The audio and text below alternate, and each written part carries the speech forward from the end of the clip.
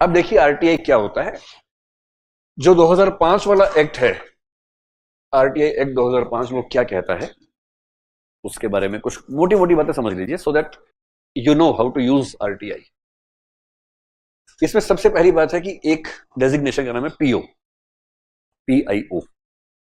इसको अब पीओ कह के खुश नहीं होना है, दिस इज पीआईओ, एब्रीविएशन है। इसका एक होता है सीपीआईओ, एक होता है एसपीआईओ, फिर एक होता है सीएपीआईओ, एक होता है एसएपीआईओ। तो 4-5 डेजिग्नेशन हैं। पीओ का मतलब होता है, क्या होता है पीओ और पीने दो, पीओ का मतलब है पब्लिक इंफॉर्मेशन ऑफिसर। ये पब नहीं है, पब्लिक है, तो सारा वैसा होता है, पीओ पब ऐसे लिखा है। So this is the abbreviation, इसका मतलब है public information officer. So this act describes about some people who will be working as the public information officers. आपकी ग्रीन बुक में ना सेक्शन वाइज पूरी डिटेल्स हैं, मैं उसमें से कुछ बता रहा हूं जो आपको पता होना चाहिए, बाकी आप चाहे तो पढ़ लीजिएगा वहां से। So when the central government appoints someone as the PIO, he is known as CPIO, और जब स्टेट का हो तो पीओ बोल दीजिए, एसपीआईओ।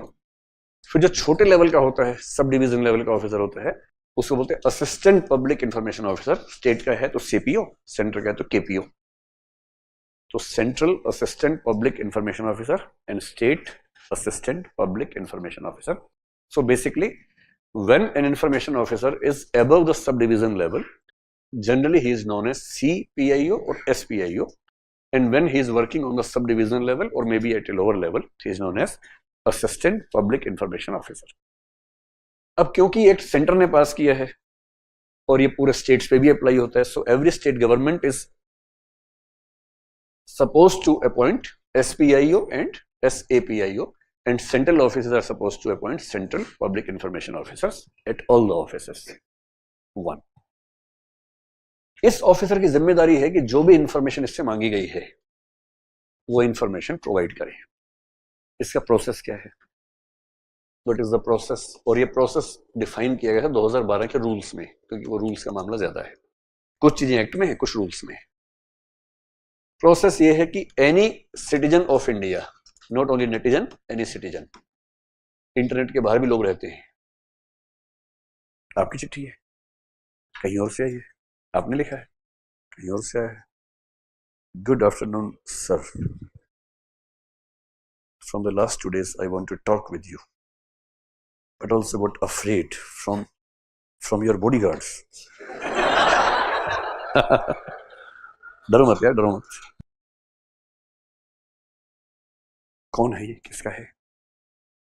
अब इतना सब लिख के नाम लिखा ही नहीं चाहिए अपना, केवल एक अपना फोटो बना के भेजा होगा ऐसे ऐसे। अब मैं कैसे पहचानूंगा, अब मैं सबको देख रहा हूँ, सभी ऐसे दिख रहे हैं मुझे, तो मैं कैसे पहचानूं किसका है? So unless you right your name,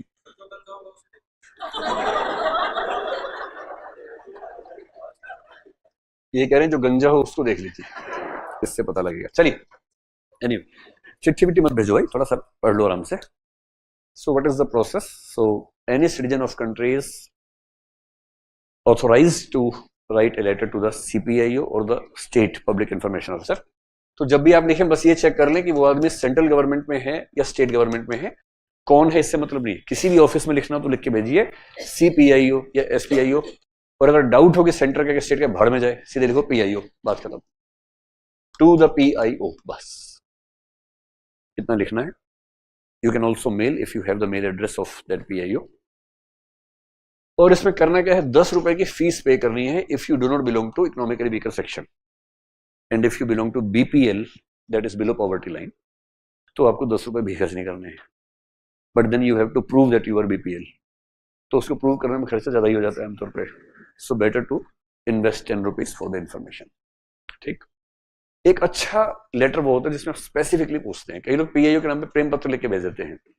आपको पता है 7 दिन पहले मैं पंचायत अधिकारी से मिलने गया था, तो उसने मुझे गुस्से में डांट लगा दी, उसके बाद मुझे बहुत गुस्सा आया, मेरा मन हुआ कि मैं नस काट लूँ, मेरे पेरेंट्स से समझाया नस मत काटो, तो मैं नस नहीं काटी, लेकिन मैं चाकू तो खरीद चुका था, तो मैं चाकू वापस करने गया, चाकू वापस नहीं हुआ, तो मैंने अधिकारी से कहा चाकू के पैसे दो, उसने पैसे देने से मना कर दिया।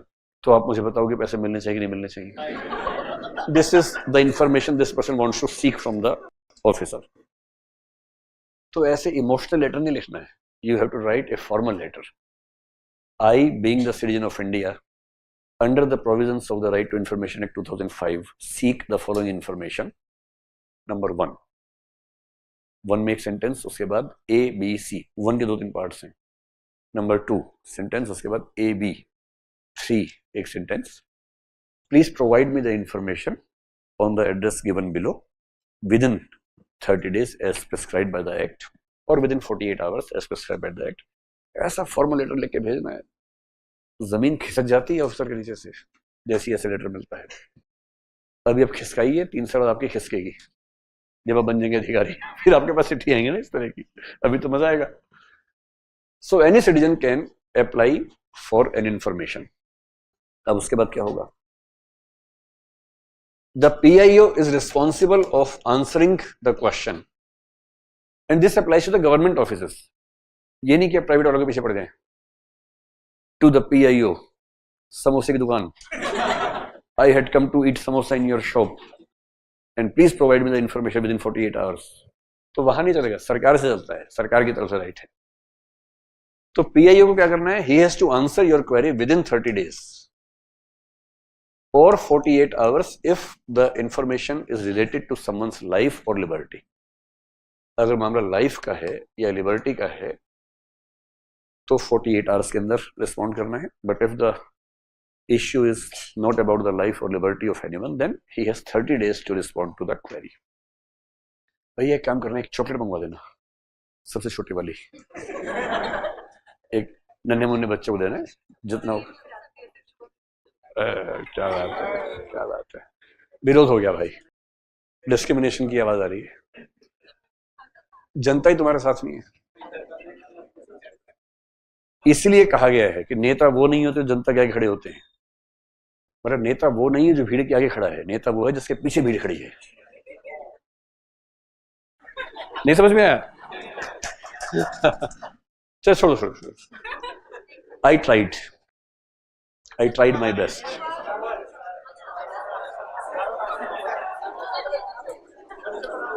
चलिए अभी आगे देखेंगे.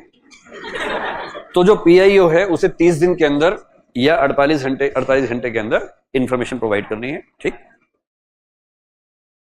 अब वो इंफॉर्मेशन में क्या कर सकता है? या तो इंफॉर्मेशन दे देगा और कभी कभी इंफॉर्मेशन नहीं देगा. अगर नहीं देगा तो he will provide the reason thereof कि इंफॉर्मेशन क्यों नहीं दे रहा है. And he can cite something from the right to information act कि according to this provision of RTI act I am not suppose to provide you this information, ऐसे बताएगा. And whatever the case he will also mention one specific thing. If you are not happy with the response, you have the right to appeal against this information given by me. You can put your appeal within 30 days and you can send your appeal to my senior officer. उस officer का नाम लिखा होगा, designation होगा, name, address etcetera, कि आप मेरे decision के खिलाफ यहां अपील कर सकते हैं within next 30 days. So it has to be mention in the reply where can you go for the appeal. और अगर आप वहां अपील करते हैं, अपील का मतलब वकील नहीं चाहिए, सीधे आपको लेटर लिख के भेजना है कि मैंने ये मांगा था, ये मिला है, I am not happy, this is my appeal, बस. And then the senior officer is suppose to answer your question in 30 days after that. From the receipt of the letter, within next 30 days, he is supposed to answer your query. तो पहला letter 30 दिन, letter आ गया, 30 दिन में appeal करनी है, letter पहुंच गया, 30 दिन में जवाब आ जाएगा.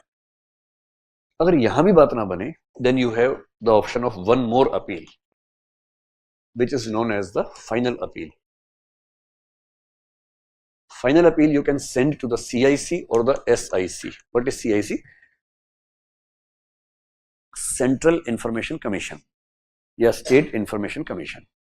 The person working there is commissioner and in totality that is a commission. अब CIC और SIC को जब आप अपील करेंगे, you have 90 days to send your appeal application. It can be even more than 90 days if the commission is of the view that this should be accepted. But otherwise, 90 days is the prescribed limit. And they are supposed to answer your query within 30 days from the receipt of your application. So this is how you can seek information from the government. And when you seek information, information से बड़ा कोई weapon होता नहीं है, खतरनाक weapon होता है. If you have the real information or the capacity to have information, उससे बड़ा कोई weapon नहीं है. बड़े बड़े युद्ध जीते जाते हैं सिर्फ इंफॉर्मेशन के लेवल पर. लाइफ लिबर्टी का एग्जांपल ये है कि आप लिखें कि मेरे पड़ोस में रहता था एक लड़का जिसका नाम था चंदू. चंदू की उम्र है 24 साल. वो पिछले 3 दिन से लापता है. कृपया मुझे बताएं कि क्या जिले के किसी पुलिस स्टेशन में एफआईआर लॉन्च हुई है. नंबर 2, यदि हुई है तो कौन से सब इंस्पेक्टर के पास ये केस है. नंबर 3, अभी तक उनकी फाइंडिंग्स क्या क्या हैं. Now this is related with someone's life और लिबर्टी. इसको हेबियस कॉर्पस नहीं कहते. So when you go to the high court और supreme court for habeas corpus, that is about the life of someone. तो वो भी अर्जेंट होता है. बाकी सारे रिट्स में तो अर्जेंसी नहीं होती है. So in the same way, if someone has been detained, someone is missing, you are not able to file a complaint in the police station, then either you can directly go to the High Court with habeas corpus petition, writ petition, or you can ask from the Information Commissioner or the PIO what has been done so far in this regard. FIR करने का कोई नहीं रहा. FIR मना कर दिया. ठीक है भाई. PIO को लिखा कि मेरा एक परिचित गुम हो गया है, मैं पुलिस स्टेशन गया, इस पुलिस स्टेशन, उन्होंने FIR लेने से मना कर दिया. कृपया निम्नलिखित प्रश्नों के जवाब दें. नंबर 1, क्या पुलिस अधिकारी या SHO को FIR लॉन्च करने से मना करने का अधिकार है.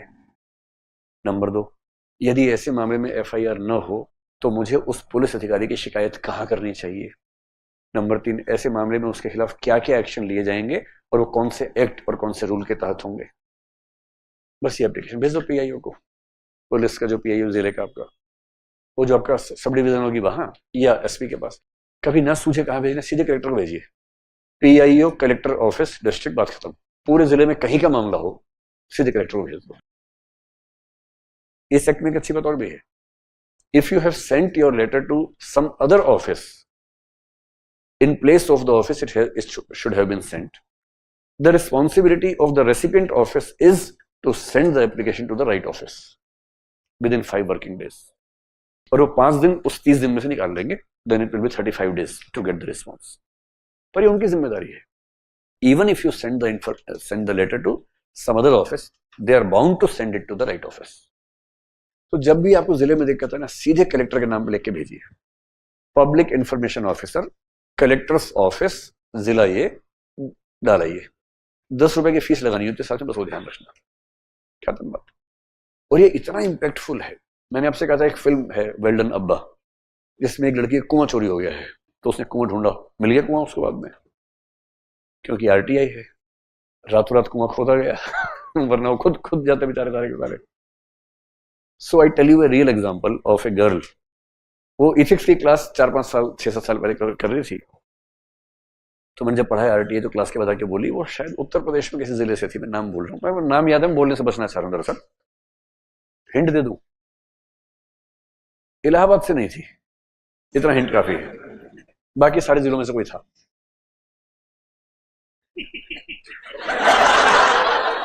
अब ये कह रहे इलाहाबाद से योगी है. नहीं भैया, वहां से नहीं थी. मैंने खैर जो भी, उससे क्या फर्क पड़ता जिला कौन सा था. फोकस करो काम की बात पे. कोई जिला था. तो she was a Jain girl. उसने कहा सर मैं ना एक बात से बहुत परेशान हूं. हम लोग जहां रहते हैं एक छोटा सा मोहल्ला है, कॉलोनी है, जैन लोगों की कॉलोनी है. तो जब हम वहां से मेन रोड पे आते हैं, एक छोटा सा रास्ता है, और उस रास्ते पे बहुत सारी मीट की शॉप्स खुल गई हैं. अच्छा, मीट की शॉप आप देखेंगे वो बकरा टंगा हुआ है, मुर्गा टंगा हुआ है, हर कोई नहीं देख पाता उसको. जिसको हैबिट नहीं है वो नहीं देख पाता उस चीज को. तो उसने कहा कि मैंने कई अफसरों से बात की लेकिन कोई बात नहीं सुनता. तो क्या मैं RTI यूज कर सकती हूँ. मैंने कहा एकदम करना ही चाहिए RTI यूज. तो बोली कहा. मैंने कहीं नहीं, कलेक्टर को सीधे छोटा मोटा क्यों लिखना है. तो उसने लेटर ड्राफ्ट किया और बढ़िया से लिखा. मुझसे डिस्कस भी किया क्या क्या लिखना है. तो PIO कलेक्टर्स ऑफिस XYZ जिला उत्तर प्रदेश, और मैं भारत की नागरिक हूं, सूचना के अधिकार अधिनियम के तहत ये सूचना जानना चाहती हूं. नंबर 1, इस मोहल्ले और इस मेन रोड के बीच में जो सड़क है, इस पर मीट की कुछ दुकानें खुली हुई हैं. क्या आप बता सकते हैं कि ऐसी कितनी दुकानें हैं, जबकि वो रोज देख रही है. नंबर 2, इस सड़क पर मीट की दुकानें खोलने का लाइसेंस देने की शक्ति किस विभाग के पास है. नंबर 3, क्या इन दुकानों को लाइसेंस जारी करने के लिए कोई विज्ञप्ति आई थी? कितनी दुकानों के लिए निविदा निकाली गई थी? निविदा समझते हैं ना? विज्ञप्ति एडवर्टाइजमेंट होता है, निविदा का मतलब टेंडर। कितनी दुकानों के लिए टेंडर निकाला गया था? कितने लोगों ने अप्लाई किया था? और टेंडर किस दिन दिया गया? और नंबर 3, जिन जिन को टेंडर दिया गया उनकी एप्लीकेशन की फोटोकॉपी कृपया मुझे दें। अच्छा, फोटोकॉपी मांगेंगे तो उसके पैसे अलग से देने पड़ते हैं डॉक्यूमेंट्स के, तो पैसे की दिक्कत थी नहीं। अगर 10 कॉपी होंगे 20 रुपए देने पड़ेंगे, इससे क्या फर्क पड़ता है? अब ये उसने लिख के भेज दिया। अब डीएम के ऑफिस में गया, वहां से सीधे एसडीएम को रेफर हुआ, हड़कंप मच गया। एसडीएम के ऑफिस से फोन आया इसके पास, और जो लोग बात नहीं करते पर बेटा बेटा बेटा, अरे बेटा अरे बेटा, हाँ बेटा बेटा, एक बार आओ बेटा बात करते बेटा। तो एसडीएम ऑफिस गई, एसडीएम से बात हुई, एसडीएम ने कहा आपने क्या लिख के भेज दिया? वैसे पूछ लेती है हमसे। उससे सर मैं तो कई साल से पूछ ही रही थी, कोई बता ही नहीं रहा था, अब बता दीजिए। कोई बात नहीं। बोले अरे ऐसे ये तो वैसे ही चलता है, सब ऐसा नहीं होता है। तुम एक काम करो, एक और लेटर लिखो कि मुझे उन सूचनाओं की जरूरत नहीं है, मेरी वो इच्छा समाप्त हो गई, कृपया जवाब ना दें। एक तरीका, सरकार ने तरीका निकाल लिया आजकल कि लोग एक और लेटर लिखवाते हैं कि मुझे जरूरत नहीं है, मैंने गलती से लिख दिया था, नशे में लिख दिया था, मुझे जरूरत नहीं है जवाब की। And then the government has a reason to stop providing information. उससे कहा नहीं सर, मुझे जरूरत है इन्फॉर्मेशन की, मुझे चाहिए इन्फॉर्मेशन, हम लोग बहुत परेशान है। एसडीएम ने खूब समझाया, ये बोले सर आप कुछ भी कर लीजिए, मैं मतलब डरूंगी नहीं बिल्कुल भी, आई वॉन्ट द इन्फॉर्मेशन, और 30 दिन का टाइम है, दे दीजिए, क्या दिक्कत है, I just want to see the facts. अगर परमिशन वहां है तो मैं कुछ कर नहीं सकती, तो हम कुछ और रास्ता निकालेंगे अपने लिए। अगर परमिशन नहीं है तो हम फिर केस करेंगे, आई नीड द इन्फॉर्मेशन।